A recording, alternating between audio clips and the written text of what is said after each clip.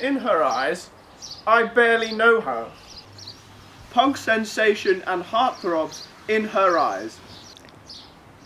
Wa'a Tadi Yinjin. In Her Eyes began in 2020, Her Majesty's Year. A bedroom pop project with spacey vocals, heartfelt lyrics, and edge. With huge songs such as Hate Me, Day Off, and Scared, the band took new directions into hyperpop and post-punk. After a lengthy 2-year break of wondering if the projects could continue, vocalist Jack Taylor finally decided it was time to recruit newcomers Ollie Jude on guitar and Ray Miho on the drums.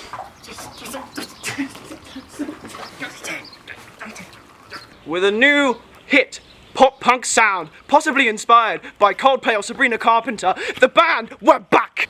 The new album was called a smash hit, and the new band members a smash.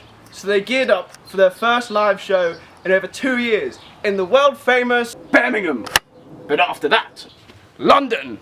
And after that, fame, glory, money, fans, pain, suffering, murder, death. But after that, well, nobody knows. But for now, on to the show.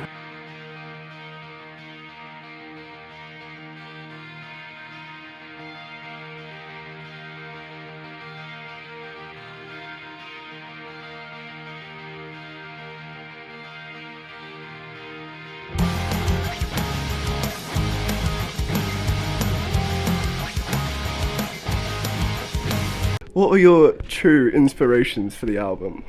I don't know, I kind of just waffled on the guitar and then it happened. I mean, like, there's like pop punk bands like Neck Deep, like emo, like modern emo, like Nothing Nowhere, and then like the shoegaze stuff kind of came from like, you know, the obvious Slowdive, shit like that.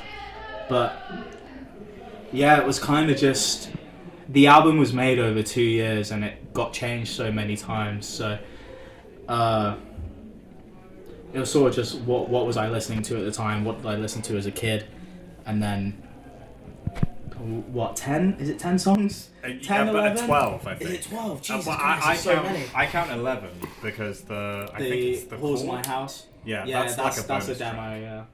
Yeah, too many songs. There's your answer. Yeah, Yeah. But yeah, it's mostly a pop punk album. So Blink 182, Neck Deep. Yeah.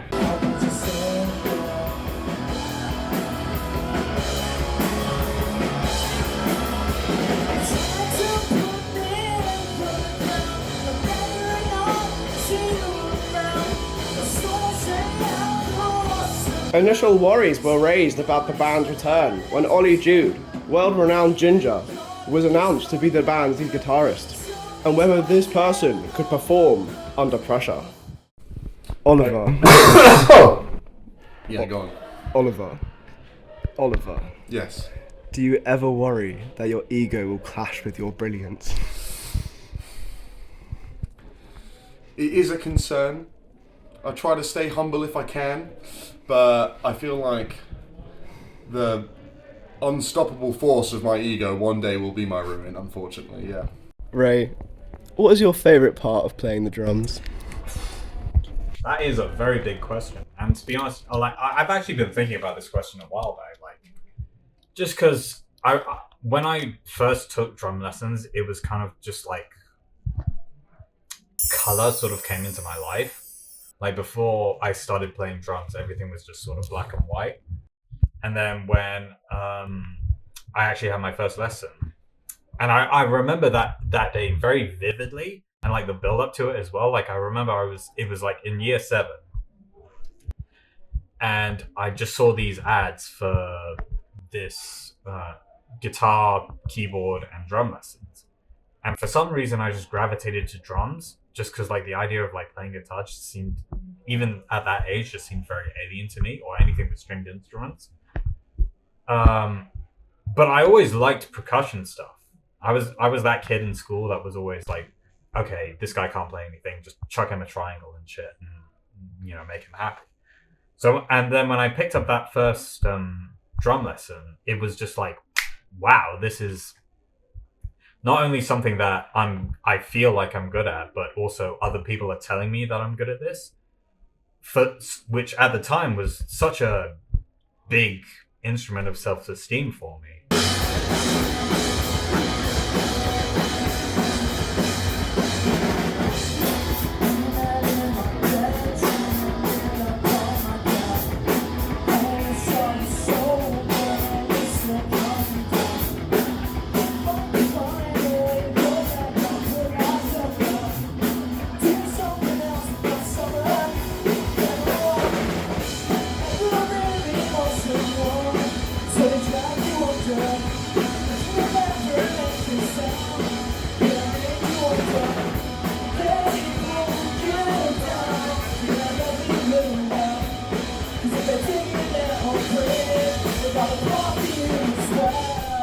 Ollie, what is the most embarrassing moment of your life? Fuck. Wait, hang on. How much time you got? Most embarrassing moment of my life. Probably leaving my own party to come sit in my own bedroom and have a camera pointed at me about an interview for my band, and then getting like a personal question about my life story. Probably that.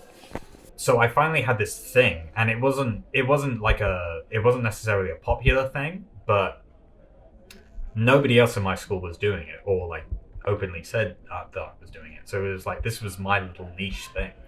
Like, this is something that I can use to express myself and sort of like actually be able to put into words how I'm actually feeling.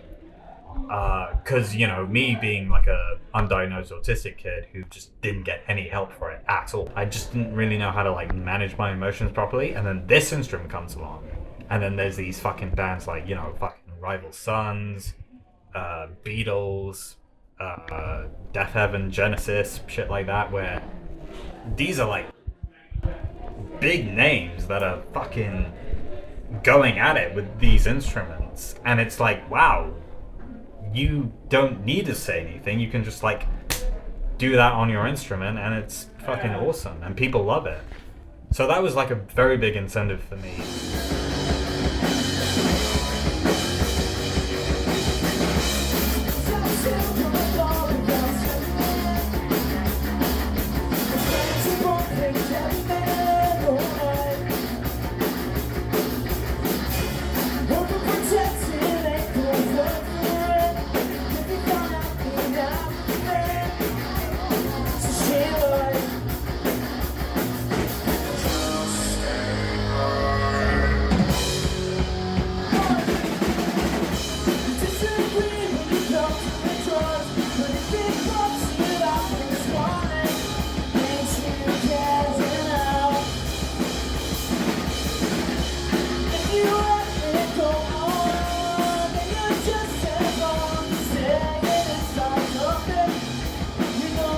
Jack, Yes. when do you feel closest to God?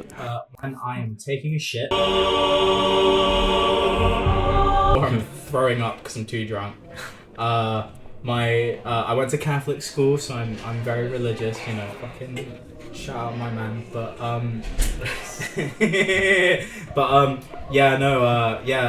the throwing up tends to be when the religion kicks back in. There's a search result somewhere in my Google searches, because I've never cleared my search history, and it's me blackout drunk during freshers, and it's me saying, can God still hear you when you've drunk alcohol? That's like the first thing I saw when I woke up from my first night of freshers. So yeah, when I'm too drunk or I'm taking a shit, basically. Ollie, are you ever worried that your family will ever think of you any differently? Ooh, shit, that's a big one, but because I'm in the band, differently. Yeah. Oh, damn. Specifically a punk band. Ooh. Yeah, well, I mean, I think my mother would be very disappointed if I swore in any music, if I got any tattoos. If I painted my nails, which I've never done, then I think my mother specifically would not be very happy. I think my father, well, he probably wouldn't be aware, to be honest. So yeah, I think 50-50, honestly, yeah. The drums. This cunt's getting all the fucking action. Fucking 3 minutes. Dude, I'm the fucking drummer. I'm the drum. I wrote the song. I'm the drummer in the 2 years. 2 years for that album. Dude, all of the footage of Jack. Away. We're sober. Like, I don't think lock it. Breathe. Big deep breath. Jack. I don't think you clocked this. 2 years. After the show finished, we had access to the after party to discuss with fans what they thought about the show and about the band. So, I really don't know what to say. I'm just so in love with this band.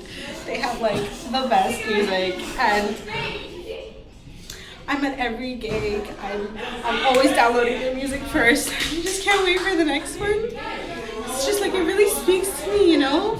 The way that they talk about like coming and shit. Oh my god, girl. I just love them so much. I remember when they released their EP in 1998, like Raiding the Panty Drawer. That shit was really good. They had 3 songs, right? They had I'll Come Too Quick,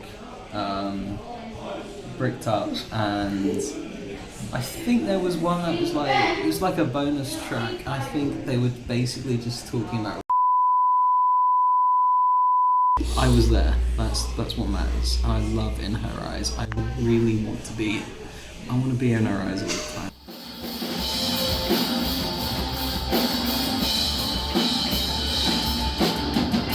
In Her Eyes. What can I say about this band? It is utterly the greatest band that I've seen to this date. I'll tell you what. I was on top of the moon as soon as I was watching it. I'll tell you what, they're going places.